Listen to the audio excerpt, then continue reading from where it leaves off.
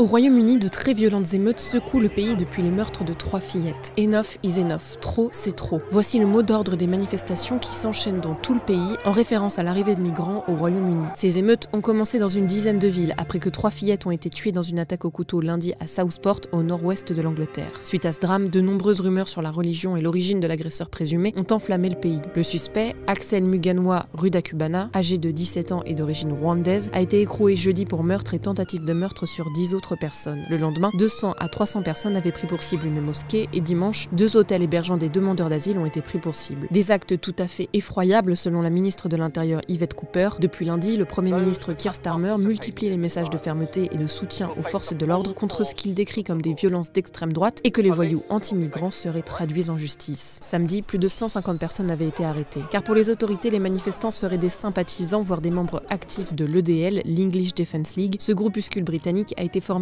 en 2009 pour alerter sur le danger de l'islamisation et spécule sur la religion musulmane du meurtrier des fillettes. La Ligue serait à la manœuvre des récents heurts qui ont blessé une cinquantaine de policiers et vandalisé une mosquée à Southport selon les autorités. Mais beaucoup de manifestants assurent n'avoir rien à voir avec l'extrême droite et être là pour les petites filles tuées et pour demander que l'on empêche des gens dont on ne connaît rien de venir chez nous.